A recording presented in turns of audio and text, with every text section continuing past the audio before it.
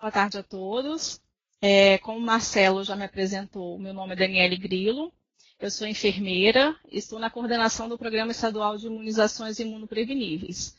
E nós viemos aqui hoje falar mais uma vez de uma campanha, né, de vacinação tão importante, que é a Campanha Nacional de Vacinação contra a Influenza. Essa já é a 20ª Campanha Nacional de Vacinação. A primeira campanha aconteceu em 1999 e nós tínhamos como público prioritário apenas a população idosa. Então, hoje a gente vai ver como o público expandiu dessa campanha de vacinação, né? E a gente já teve grandes benefícios no impacto na diminuição de mortes por influenza. Então, vamos entender um pouquinho o contexto da doença, né? O que seria, então, a influenza? A influenza é uma doença respiratória infecciosa, viral, né? Causada por vírus, aguda, de elevada transmissibilidade, que afeta o sistema respiratório. E ela pode levar a complicações graves, internação e ao óbito, especialmente no grupo de alto risco, que são menores de 5 anos, adultos com 60 anos ou mais, gestantes e pessoas portadoras de doenças crônicas não transmissíveis ou outras condições clínicas especiais. De acordo com a OMS, estima-se que 5 a 10% da população adulta, 20 a 30% das crianças sejam acometidas pela influenza e que ela cause a morte de 3 a 5 milhões de casos graves e de 290 mil a 650 mil mortes todos os anos no mundo. A doença ela pode ser causada pelos vírus influenza A, B e C, sendo que tem uma importância clínica os vírus A e B. Esses tipos de vírus, né, as cepas A, causam em torno de 75% das infecções, mas em algumas temporadas pode ocorrer o predomínio da cepa B. Já o vírus C, que nós citamos, raramente ele causa doença grave. Como é que é a transmissão, então, da influenza? É através do contato com secreções das vias respiratórias eliminadas pelas pessoas ao falar, tossir ou espirrar. Isso é o que a gente chama de transmissão direta, quando você tem um contato com a pessoa, né, que é a fonte de infecção. Ou então, através das mãos ou objetos contaminados, que neste caso é a transmissão indireta. Quando, então, a pessoa encosta nesse objeto, né, ou nessa mão contaminada, e aí encosta em boca, olho e nariz. Então, é a transmissão indireta do vírus influenza, como eu falei.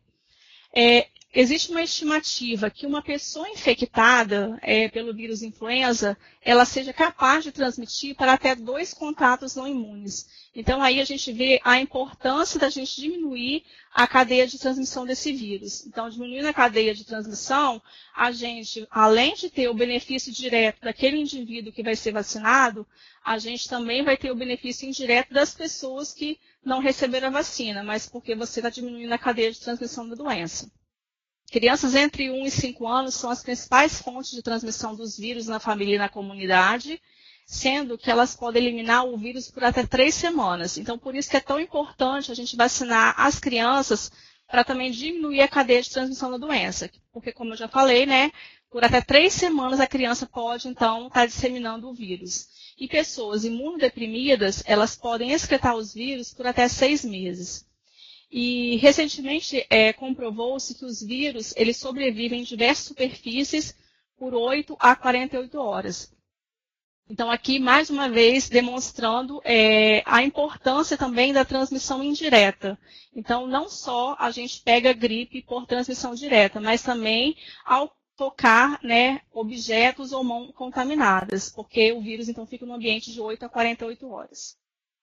E daí também a grande importância da lavagem das mãos, né? Sempre higienizar bem as mãos, usar o álcool gel, também é uma medida muito importante para a prevenção da infecção pelo vírus influenza. Sobre a manifestação clínica da doença, o período de incubação é de 1 a 4 dias, e a excreção viral nas secreções nasais, ela surge em 24 horas antes do início dos sintomas, então isso é um dificultador para a instituição de medidas profiláticas medicamentosas, porque a pessoa apresenta sintomas mesmo antes mesmo dos sintomas, ela já excreta esses vírus, e a excreção máxima é nos primeiros 3 dias após o início dos sintomas, coincidindo então com a piora clínica e o aumento da temperatura. Então, como a gente já citou aqui, né, a gente tem um grupo aí mais vulnerável à influenza, que corre risco de ter formas mais graves. Então, a gente pode ter desde uma infecção assintomática até, então, formas graves que podem causar a morte. No caso de uma síndrome gripal, ou seja, um quadro de gripe, o que a pessoa apresenta? Tem um aparecimento súbito de febre, cefaleia, mialgia, tosse, dor de garganta e fadiga.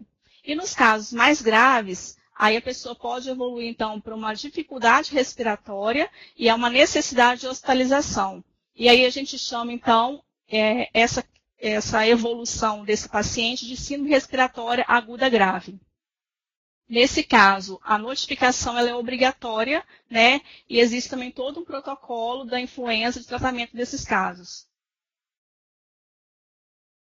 Quem são, então, os grupos de risco para a influenza? Então, a complicação da influenza que mais frequentemente leva à hospitalização e à morte é a pneumonia, que pode ser causada pelo próprio vírus ou, então, uma infecção bacteriana, que a gente chama de infecção secundária. Em populações não vacinadas, a maioria das mortes por influenza sazonal é registrada em idosos. Por isso, a importância de vacinação desse grupo. Como eu falei no início, nós já estamos vacinando esse grupo desde 1999 e já tem vários estudos demonstrando o benefício da vacinação desse público na diminuição de hospitalização e mortes por influenza. Em adultos, a maioria das complicações e mortes ocorrem em pessoas portadoras de doenças de base.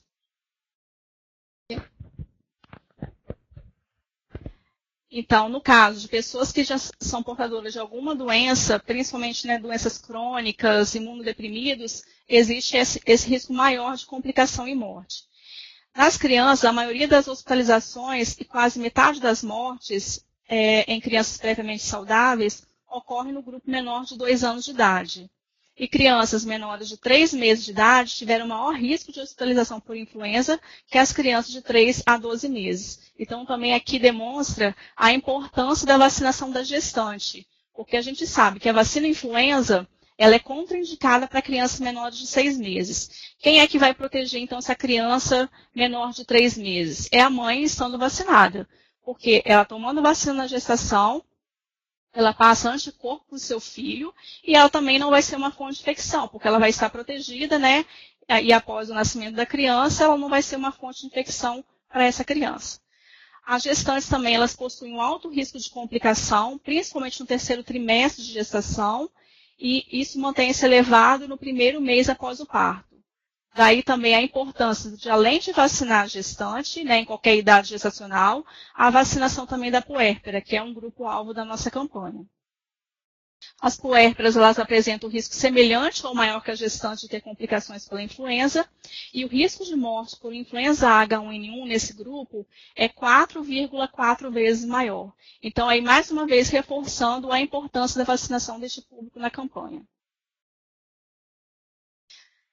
Os trabalhadores da saúde, eles são mais expostos à influenza e eles estão no grupo prioritário, não apenas para sua proteção individual, mas também para a manutenção do serviço de assistência à saúde da população e também para evitar a transmissão dos vírus, principalmente aos pacientes de alto risco.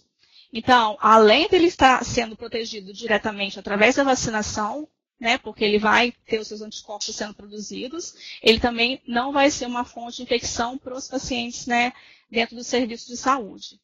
A população privada de liberdade, eles também são um grupo importante de vacinação, porque eles vivem em ambientes aglomerados e eles estão expostos ao maior risco de contrair infecção. Além do que, se você tem uma população privada de liberdade doente, é muito mais difícil você fazer o tratamento desse público, né, em função deles estarem privados de liberdade. E no ano de 2017, o Ministério da Saúde incluiu o grupo de professores, também como grupo prioritário de vacinação. Então, no ano de 2017, teve essa ampliação também deste público. E os professores, eles começaram a ser vacinados em 2017 e continuam agora em 2018 sendo vacinados da rede pública e privada, né? E foi uma ação conjunta com o MEC com o objetivo de reduzir o risco da influenza para outras pessoas na escola. É aquilo que eu já comentei, né? Além de você ter o benefício direto de quem está recebendo a vacina, você vacinando um público, você também indiretamente beneficia as outras pessoas. Então, o público, o professor estando vacinado, já é algum benefício na comunidade escolar. Além disso, em algumas situações, a gripe pode levar a complicações e também, consequentemente, a interrupção de serviços essenciais. Assim, a vacinação vai contribuir na redução do absenteísmo dos professores, né, com a melhoria da qualidade do ensino, que é imprescindível para o desenvolvimento da nossa sociedade. A vacinação, ela mostra-se como uma das medidas mais efetivas para a prevenção da influenza grave e das suas complicações. Então, por isso, a importância da vacina como medida, né, de proteção, né, ela pode reduzir entre 32% a 45% o número de hospitalizações por pneumonias e de 39% a 75% a mortalidade global e em aproximadamente 50% nas doenças relacionadas à influenza. Atualmente, a vacina que o SUS utiliza são as vacinas trivalentes, que elas contêm os antígenos de 3 cepas do vírus influenza, que é o influenza A H1N1, influenza A H3N2 e influenza B. Essa vacina, né, apesar do frasco ser multidose, ela não tem adição de adjuvantes e a sua composição é determinada pela Organização Mundial de Saúde. Então, todo ano, por volta de setembro, início de outubro, a Organização Mundial de Saúde publica quais vírus estarão presentes nas vacinas da temporada seguinte. Então, isso aconteceu no ano passado. A Organização Mundial de Saúde, baseada em estudos da circulação de vírus, determinou as cepas da vacina deste ano. Para quê? Para que coincida o máximo possível a circulação do vírus, para que a gente, então, garanta a proteção da população. Então, aquilo que eu falei, essas cepas, então, são escolhidas a cada ano, visando prevenir a doença causada por cepas que circularão na temporada seguinte. O período da campanha, ela vai começar no dia 23 de abril, na próxima segunda-feira, e vai até o dia 1º de junho. E teremos o dia D, que é o dia da mobilização nacional, que é um sábado, onde as unidades de saúde abrem as portas para dar acesso ao público-alvo da campanha, né? Então, o dia D vai ser no dia 12 de maio.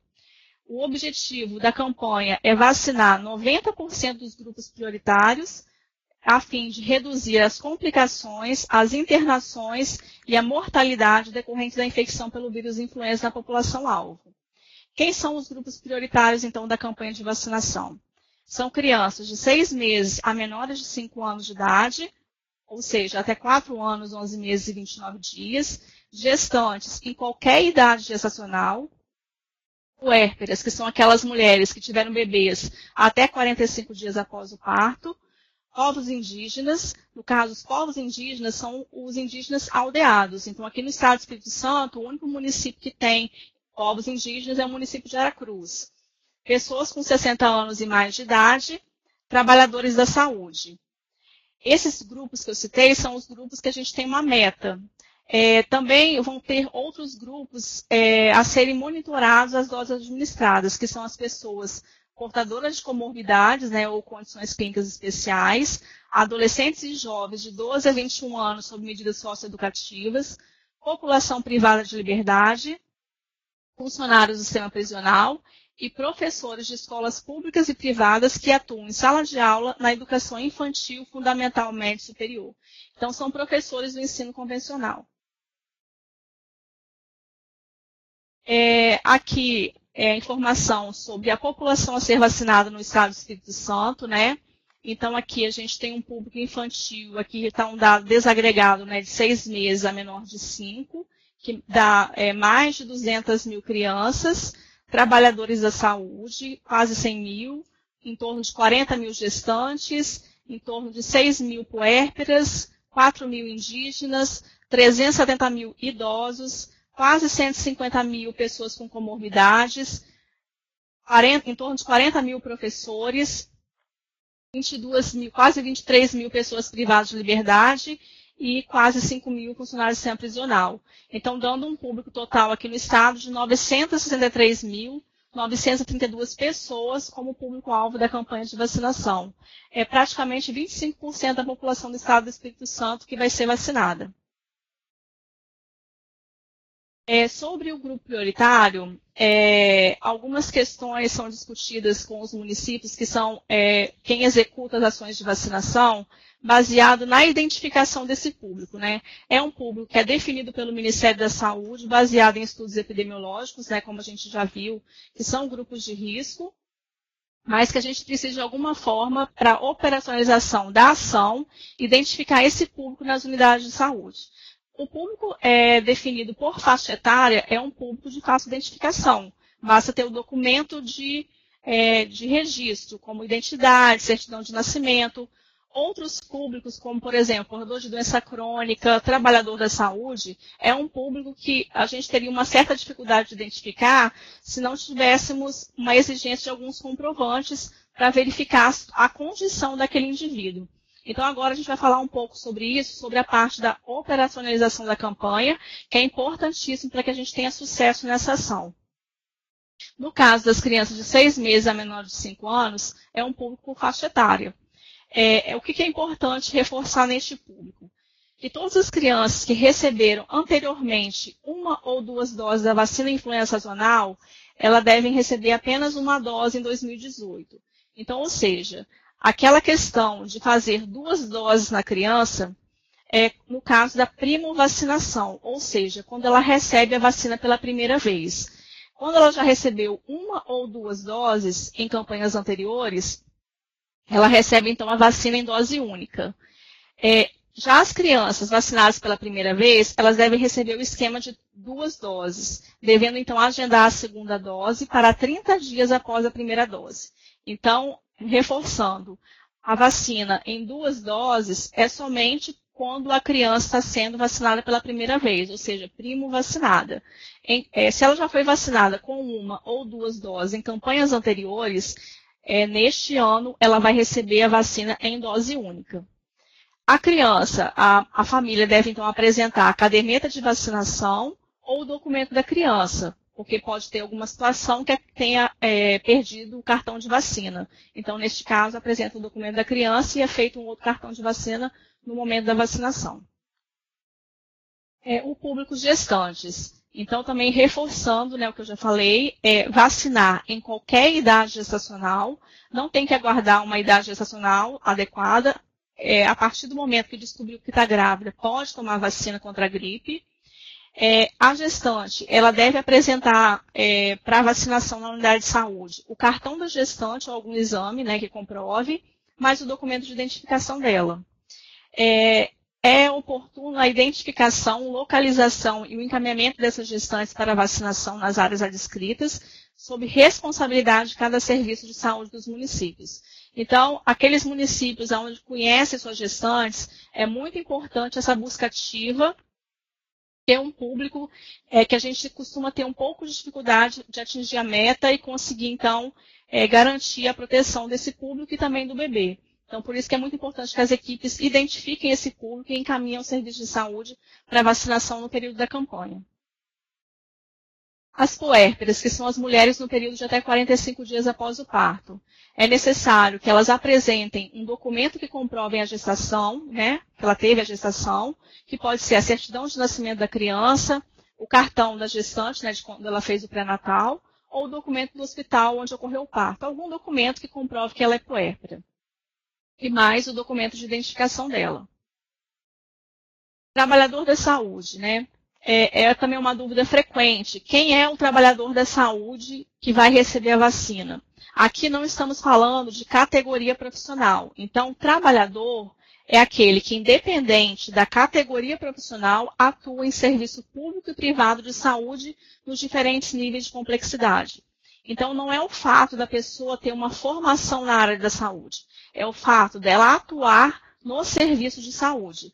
Então, por exemplo, eu posso ter um enfermeiro que não se insere nessa categoria aqui. Por quê? Porque às vezes ele não trabalha no serviço de saúde, ele não exerce a profissão. Mas, ao mesmo tempo, eu posso ter, por exemplo, um auxiliar de serviços gerais, eu posso ter alguém da área administrativa que trabalha dentro de um hospital e que, neste caso, ele precisa receber a vacina. Porque, como a gente falou, a transmissão do vírus influenza, ele é pelo contato direto ou também pela transmissão indireta. Então, se eu tenho um profissional que, mesmo da parte administrativa, dentro de um hospital, ele está infectado, ele pode, então, encostando nos objetos, transmitir para as pessoas que estão dentro daquele ambiente e, como a gente viu, pode ter pacientes imunodeprimidos e a gente quer garantir também a prevenção dessas pessoas. Então, são trabalhadores de hospitais, prontos atendimentos, unidades de saúde, consultórios médicos, consultórios odontológicos, farmácias, clínicas com atendimento de saúde, estagiários de serviço de saúde, dentre outros. Isso aqui é só para a gente citar um exemplo. Então, assim, recordando, é o trabalhador que atua em serviço de saúde, independente da categoria profissional. O que esse trabalhador da saúde deve apresentar na unidade de saúde para receber a vacina? Ele vai apresentar o crachá ou uma declaração emitida pelo serviço de saúde e instituição, ou então o contra-cheque, um desses comprovantes, e mais o documento de identificação dele. Povos indígenas. Voltando àquela informação que eu passei, aqui no estado é só o município de Aracruz, que tem povos indígenas aldeados. Então, neste público, a vacinação é indiscriminada para toda a população indígena a partir dos 6 meses de idade. Outro público que a gente vacina são indivíduos com 60 anos ou mais de idade, que é o nosso público mais expressivo, né? Como a gente viu, a população de idosos aqui no estado é de 370 mil pessoas, e é um público que, ao longo dos anos, nós temos conseguido bastante êxito na ação de vacinação, sempre com coberturas vacinais adequadas. No ano passado mesmo, esse foi o público que a gente atingiu 100% da meta. Então, isso é muito importante, assim, que o idoso, ao longo dos anos, ele realmente vem perdendo o medo da vacinação, ele vem aderindo ao programa de vacinação e, com isso, ele está tendo muito benefício, né, diminuindo a internação e diminuindo o óbito por influenza neste público. Também o público adolescentes e jovens de 12 a 21 anos sob medidas socioeducativas e a população privada de liberdade e funcionário semiprisional. Esse público é uma articulação entre as secretarias estaduais e municipais de saúde e as secretarias estaduais de justiça. Existe um Plano Nacional de Saúde do Sistema Penitenciário e a Portaria Interministerial número 1, de 2 de janeiro de 2014, que institui a Política Nacional de Atenção Integral à Saúde das Pessoas Privadas de Liberdade no Sistema Prisional no âmbito do SUS. Essa vacinação, né, vai ser feita pelos municípios nas próprias unidades prisionais. Só que existem situações que o funcionário semiprisional, no momento da vacinação, que não estiver presente nessa ação de vacinação, ele pode, então, receber a vacina na unidade de saúde, mediante a apresentação de uma declaração emitida pela unidade prisional onde ele atua.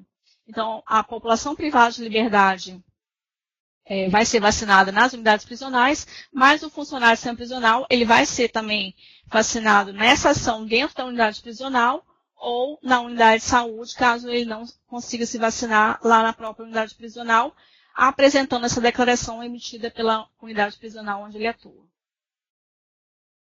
O público portador de doenças crônicas não transmissíveis e outras condições clínicas especiais, é necessária, então, a prescrição médica especificando o motivo da indicação da vacina, que deverá ser apresentada no ato da vacinação.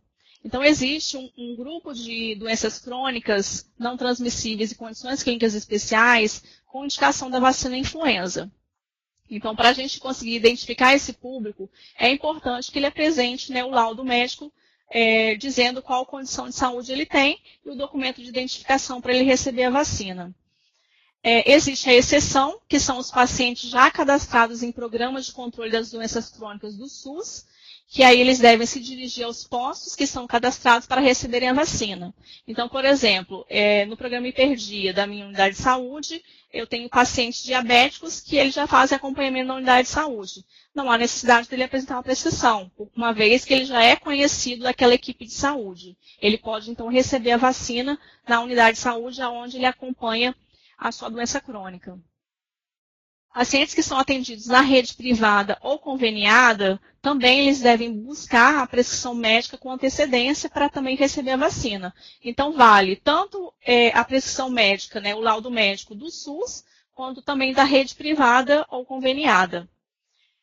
Mas aí reforçando que a apresentação da prescrição médica será obrigatória para o grupo de comorbidade durante a campanha, porque, como eu falei, a gente precisa de identificar quem são essas pessoas, né, no ato da vacinação.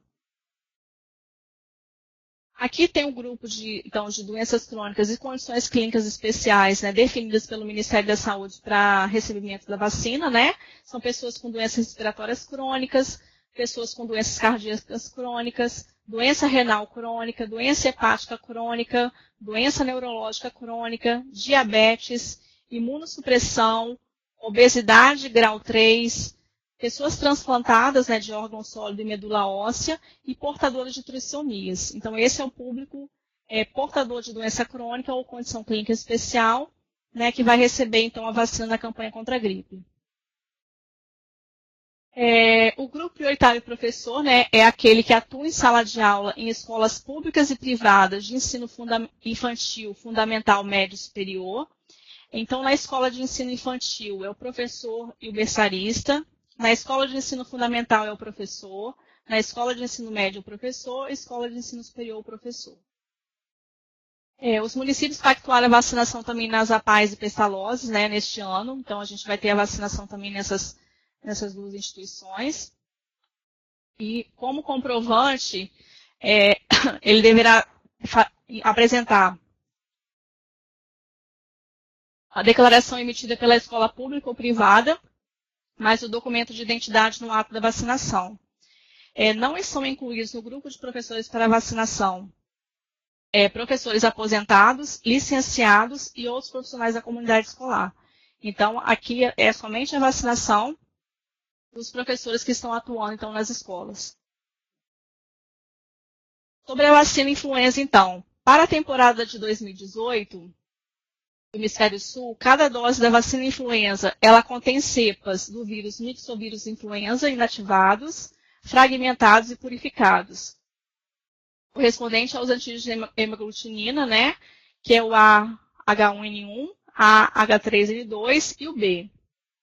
Então, aqui está destacado em azul o influenza H3N2 e o influenza B, que são as duas cepas que modificaram este ano. Então, a vacina trivalente deste ano não é a mesma vacina do ano passado.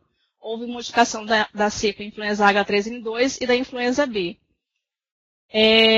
Então, aqui só comparando, né, que a gente tinha aqui no ano passado era a cepa H3N2, né, a Hong Kong 2014, e a B Brisbane. Então, a gente vê que neste ano aqui, ó, essas duas cepas, elas se modificaram.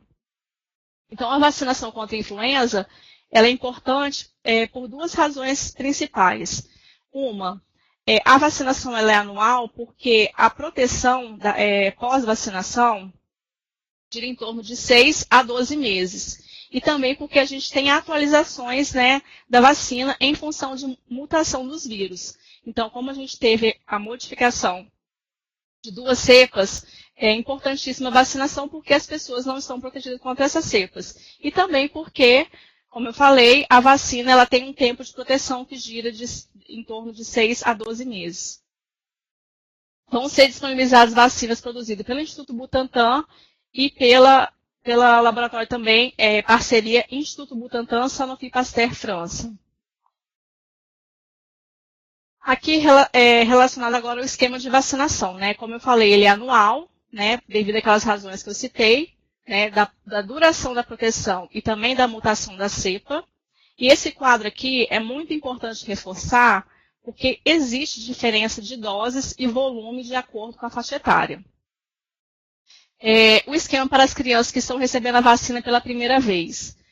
Se a criança tem de 6 meses a 2 anos, até 2 anos, 11 meses e 29 dias, ela vai receber 2 doses da vacina, um volume de 0,25 ml. E o intervalo entre essas 2 doses é de 4 semanas, 30 dias aproximadamente, né?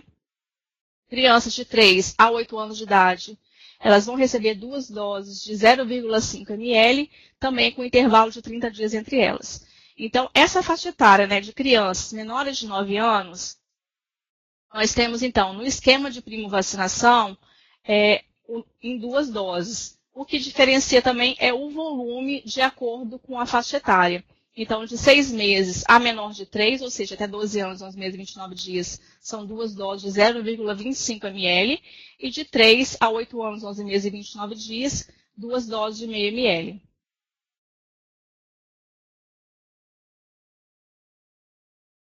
E as crianças, a partir de 9 anos de idade e adultos, ela é em dose única de meio ml. Aqui também destacamos o esquema para as crianças que já receberam a vacina em anos anteriores. Então, aquele primeiro quadro, ele mostra o caso da primovacinação. Este caso aqui é das crianças que já receberam a vacina em anos anteriores. Então, se a criança ela está entre 6 meses, a menor de 3, até 2 anos, 11 meses e 29 dias, ela vai receber em dose única de 0,25 ml. Se a criança tiver de 3 a 8 anos de idade, ou seja, menor de 9, de 3 a menor de 9, ela vai receber dose única de 0,5 ml. E a partir dos 9 anos de idade de adultos, sempre dose única de meio ml. Então, todas as crianças de 6 meses a menores de 9 anos, até 8 anos, 11 meses e 29 dias, que receberam anteriormente, a partir do ano de 2010, 1 ou 2 doses da vacina contra a influenza, elas devem receber apenas uma dose em 2018. Então, esse quadro é muito importante que as equipes tenham dentro da sala de vacina para olhar, de acordo com a faixa etária, o volume e o número de doses de acordo com a primovacinação ou não. A via de administração da vacina influenza, ela deve ser administrada por via intramuscular ou subcutânea. Então, esses 2 laboratórios que nós trabalhamos no SUS, que é o Instituto Butantan e o Laboratório Sanofi Pasteur, a via pode ser uma dessas 2. Mas no caso de pessoas que têm discrasias sanguíneas ou que estejam utilizando anticoagulantes orais, neste caso, devemos sempre utilizar a via subcutânea para evitar sangramento. Então, nesses casos específicos aqui, é primordial que a via seja subcutânea. Lembrando também que para fazer vasoconstrição é importante usar gelo antes da aplicação da vacina e também após a aplicação da vacina para evitar então o sangramento dessas pessoas e não formar um hematoma, né, pós-vacinação, que costuma ser um evento adverso nesses casos aqui. Mas no público em geral, então, reforçando, a via pode ser tanto intramuscular ou subcutânea. Com relação à administração simultânea com outras vacinas ou medicamentos, a vacina, então, influenza, né, ela é de vírus inativado, fragmentado, e por esse motivo ela pode ser administrada na mesma ocasião de outras vacinas, né, do calendário de vacinação ou medicamentos, procedendo-se à administração com seringas diferentes em locais anatômicos diferentes. Os tratamentos com imunossupressores ou radioterapia podem reduzir ou anular a resposta imunológica. Aí, com relação a esses tratamentos aqui, a gente sabe que a vacina de vírus inativado, ela não é contraindicada para pessoas imunodeprimidas, pelo contrário, os pacientes imunodeprimidos, eles estão como público-alvo da campanha, porque mesmo eles tendo uma resposta imunológica à vacina menor, algum benefício eles vão ter. Então, com relação à vacina influenza para esse público, ela é indicada, né? Ela está indicada para esse grupo prioritário, porém, a gente pode ter uma resposta reduzida, né, em função do tratamento imunossupressor ou radioterápico desse indivíduo. Agora, no caso de pessoas que fazem uso de corticosteroides em tratamentos sistêmicos de curto prazo, ou seja, menos de 2 semanas, ou por outras vias, como a via tópica ou inalatória, isso não interfere, então, na garantia da resposta imunológica. O que atrapalha um pouco, né, é relacionado a esse tratamento imunossupressor a longo prazo, né, a médio e longo prazo, ou radioterapia. Com relação à doação de sangue, né, de acordo com a Agência Nacional de Vigilância Sanitária, a Anvisa, os candidatos elegíveis à doação que tiveram sido vacinados contra a influenza, eles devem ser considerados inaptos temporariamente pelo período de 48 horas. Então, tomou a vacina, tem que aguardar 48 horas para fazer a doação de sangue. Relacionado à eficácia da vacina influenza. Em adultos saudáveis, a detecção de anticorpos protetores se dá entre 2 a 3 semanas após a vacinação. Então, essa é uma questão importantíssima, né? A gente sabe que a vacina ela é o antígeno, ela é o vírus inativado e fragmentado. Então, a gente aplicando a vacina no indivíduo, a gente vai estar o quê? Estimulando o sistema imunológico deste indivíduo para a produção de anticorpos, né? É o que a gente chama de imunização ativa. E para que este indivíduo, então, esteja realmente protegido, ele precisa, né, de um tempo, né, para que seu organismo se prepare, né, prepare essas células de defesa, que dá em torno de 2 a 3 semanas após a vacinação. Então, é muito comum a gente ouvir as pessoas falarem, tomei a vacina da gripe e fiquei doente. Na verdade, a vacina ela não tem como produzir a gripe em ninguém, né? Como eu falei, ela é de vírus inativado e fragmentado. O que acontece é que, por ser antígeno, ele precisa, então, o organismo desse tempo, de 2 a 3 semanas, para produzir a proteção. Se a pessoa já estava com o vírus incubado, ou se ela teve contato com o vírus, né, nesse período que antecedeu a essa resposta imunológica satisfatória, a pessoa ainda está suscetível, está vulnerável, então ela pode realmente ficar doente. A outra questão também é que a pessoa pode confundir resfriado com gripe. Resfriado é um quadro semelhante à gripe, porém com sintomas, né, mais brandos, causado por outro tipo de vírus, como, por exemplo, o rinovírus. A vacina trivalente que nós utilizamos na campanha contra a gripe, ela previne 3 cepas do vírus influenza. Então, ela não previne contra o resfriado. Isso também pode acontecer. Então, a pessoa achar que pegou, né, logo após a vacinação, ficou doente. Mas, quando, na verdade, a vacina só garante a proteção das pessoas. Nos idosos, os níveis de anticorpos podem ser menores.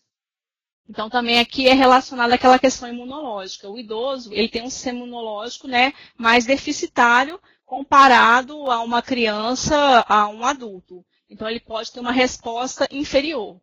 Mas aqui é importantíssimo destacar que no idoso, mesmo a vacina tendo uma resposta imunológica menor, é importantíssimo, porque nós estamos falando aqui de diminuir formas graves da gripe, internação e óbito. E para isso a vacina no público idoso é muito satisfatória. Então, aí a gente diminui pneumonias, né, internação por pneumonia, óbito nessa população idosa. Por isso, a vacina é fundamental para esse público, mesmo que a resposta imunológica seja menor.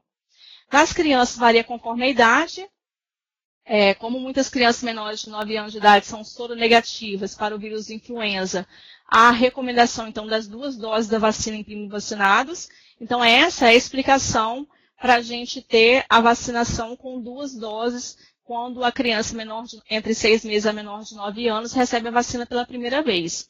Então, pelo fato dela algumas serem soronegativas para o vírus influenza, a gente tem que fazer esse esquema de 2 doses, por quê? Porque é mais ou menos como se na primeira dose nós estivéssemos sensibilizando o organismo e com a segunda dose nós estivéssemos efetivamente imunizando. Então, por isso que é importantíssimo que as crianças que estão recebendo a vacina pela primeira vez recebam 2 doses com intervalo de 30 dias. E aí é importante destacar que a gente tem uma taxa de abandono alta nas crianças primo-vacinadas, ou seja, muitas tomam a primeira dose, mas não retornam para tomar a segunda dose. E daí a importância, então, de receber realmente as 2 doses para garantir a proteção, né? Em gestantes, a vacinação ela é eficaz para a proteção tanto da mãe quanto do bebê. Então, por isso que nesse grupo é importantíssimo, porque aí você vai estar o quê? Prevenindo a influenza no binômio, né? Mãe e filho. E essa proteção da vacina ela é conferida por aproximadamente 1 ano, como eu falei, de 6 a 12 meses. Por isso, a vacinação ela é anual, né, pela duração da proteção e também por mutação do vírus, né, que a gente aí precisa, então, atualizar as cepas da vacina. Com relação às precauções da vacina influenza, é recomendável adiar a vacinação no caso de doenças agudas febris moderadas ou graves, ou seja, se o indivíduo chegar para tomar a vacina e ele estiver com febre, adiamos a vacinação até a resolução do quadro. Por quê? Para não atribuir à vacina as manifestações da doença. Então, às vezes acontece assim, vacinou uma pessoa e existe uma relação temporal. Você vacinou e em seguida a pessoa ficou doente. Para evitar de você atribuir, né, a culpa à vacina, é preferível deixar resolver o quadro da pessoa e vacinar logo em seguida. Claro, não vamos postergar isso muito tempo. Resolver o quadro, já pode vacinar. Até porque nós estamos aqui querendo garantir a proteção para que as pessoas cheguem, né, no período de maior circulação do vírus, que é no inverno, realmente protegidas. As pessoas com história de alergia a ovo, que apresentem apenas urticária após a exposição, ou seja, uma reação mais leve, né, elas podem receber a vacina mediante a adoção de medidas de segurança. Neste caso, a recomendação é observar o indivíduo pelo menos por 30 minutos em ambiente com condições de atendimento de reações anafiláticas. Então, ou seja, se a pessoa tem alergia a ovo, desde que não seja uma alergia grave, ou seja, apenas uma urticária, ela pode sim receber a vacina, mas aí precisa de receber num serviço onde tem condição de atendimento. Como, por exemplo, um pronto-socorro, um pronto-atendimento, né, com a equipe médica lá à disposição desse indivíduo, né, se tiver alguma reação. No caso de pessoas com síndrome de Guillain-Barré, no período de até 6 semanas após uma dose anterior da vacina, recomenda-se, então, uma avaliação médica criteriosa sobre o benefício e risco da vacina antes da administração de uma nova dose. Por quê? A gente, às vezes, tem também relação temporal, né? A pessoa faz a vacina e tem, por exemplo, uma síndrome de Guillain-Barré, o que é muito raro, né? É uma situação excepcional. Como você não tem como identificar o que causou a síndrome de Guillain-Barré, acaba, devido à relação temporal, atribuindo a vacina. Então, neste caso, por isso que é recomendada uma avaliação médica criteriosa para verificar se vai recomendar ou não a administração de uma nova dose. Sobre as contraindicações, então, da vacina influenza. Ela é contraindicada, né, para crianças menores de 6 meses e pessoas com história de reação anafilática prévia em doses anteriores, bem como a qualquer componente da vacina ou alergia comprovada grave relacionada a ovo de galinha e seus derivados. Então, aqui estamos falando de alergia grave. Nesse caso, a vacina, então, ela é contraindicada. A vigilância dos eventos adversos pós-vacinais é uma questão assim, muito importante, até para que a gente, né, garanta uma boa investigação, uma boa elucidação dos casos, porque a vacina é uma coisa que a gente tem importantíssima para a prevenção de doenças. Então, quando a gente tem um evento adverso pós-vacinação, é importante definir o que foi que aconteceu, para que a gente garanta a vacinação segura e para que a gente tenha realmente êxito nas ações de vacinação. As vacinas influenza, elas têm um perfil de segurança excelente e elas são bem toleradas, né? Como eu falei, é uma vacina de vírus inativado, fragmentado, é uma vacina muito segura. Então, elas não contêm vírus vivos e também não causam doença. A explicação foi aquela que eu falei, né? Que existe uma coincidência e às vezes atribui à vacina alguns sinais e sintomas. Sobre manifestações, né, pós-vacina, né? O que pode acontecer?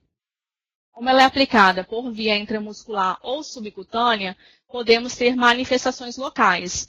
Podemos ter dor no local, eritema, enduração, que geralmente são resolvidas em 48 horas, de 24 a 48 horas. Aqui é muito importante a orientação de compressa fria no local de aplicação, porque você fazendo compressa fria, né, isso aqui se resolve mais rapidamente.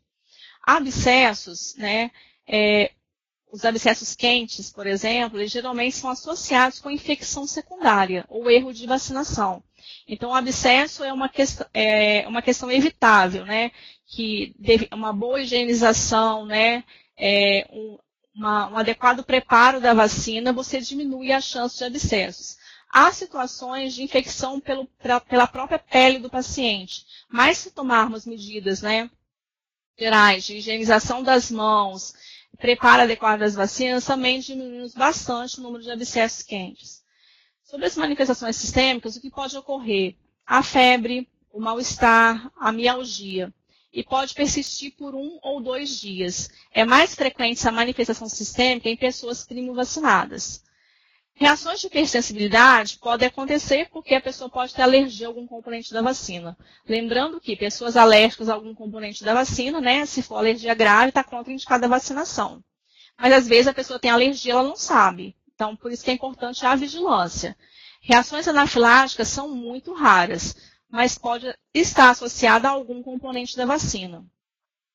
Esse quadro aqui é uma citação aqui sobre a questão da alergia grave à proteína do ovo de galinha, né?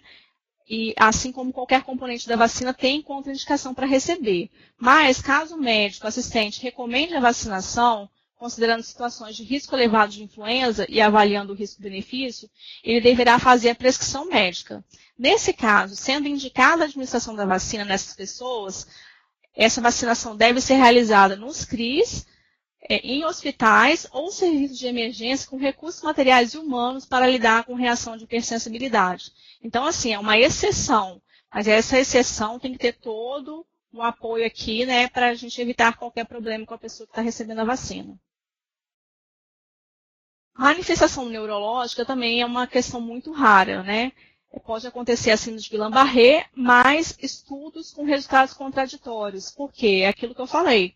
Não dá para você estabelecer uma relação causal da síndrome de Guillain-Barré com a vacina contra a influenza, né? A gente sabe que algumas infecções virais podem causar a síndrome de Guillain-Barré e para isso precisa de uma investigação, né, mais aprofundada para evitar de você, devido a uma relação temporal com a vacinação, acabar atribuindo a síndrome de Guillain-Barré à vacina e não uma condição de uma infecção, né, que às vezes o paciente tinha prévia à vacinação. Para fins de vigilância epidemiológica, a ocorrência coincidente de outras doenças neurológicas de natureza inflamatória ou desmielinizante no período de entre 1 dia e 6 semanas após a aplicação da vacina devem ser notificadas e investigadas. Outra questão também relacionada à vigilância de eventos adversos, né? Todo evento adverso ele deve ser notificado e reforçando que os eventos adversos graves eles devem ser notificados da instância local até a instância nacional em até 24 horas. Por isso que é importante a agilidade, para que a investigação seja desencadeada e a elucidação do caso também o mais rápido possível. Aqui, vou mostrar um pouquinho para vocês os resultados da campanha de vacinação contra a influenza do ano de 2017. Então, pelo que a gente viu do grupo prioritário do ano de 2018 comparado ao ano de 2017, não houve alteração do público, né, em 2018 comparado a 2017. A meta de vacinação, né, do público, a gente viu que é 90%. Até 2016 era 80%, mas aí a gente teve um sucesso muito grande no ano de 2016. E o Ministério da Saúde, então, a partir de 2017, resolveu alterar a meta para 90%, porque aí você garante uma proteção adicional da população, né? Então, aqui, só que a cobertura vacinal do Estado do Espírito Santo, né? Apesar de nós estarmos entre os 10 estados que atingiram a meta total de cobertura, né?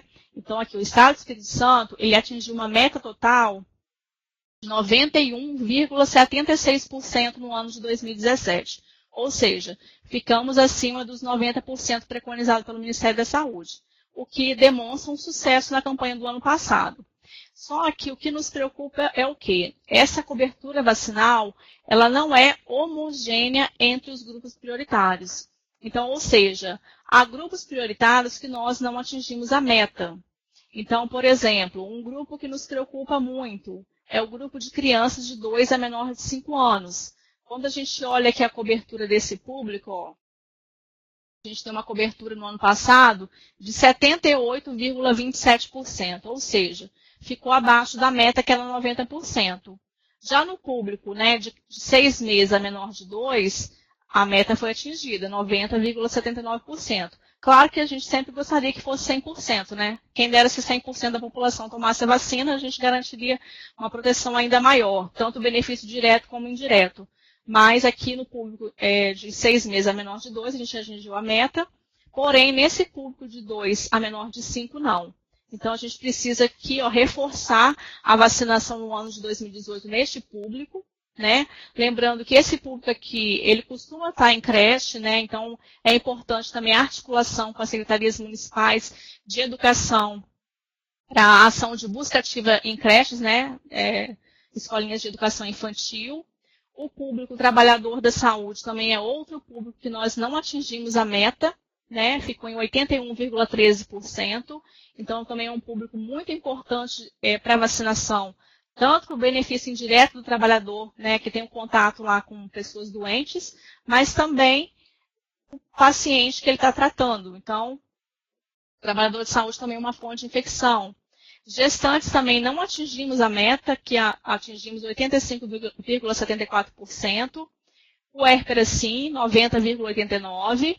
Indígenas também, 97,45%. Idosos foi o público que a gente mais vacinou, 101,81%. Então, esse público ele vem, né, ao longo dos anos aderindo bem à campanha de vacinação.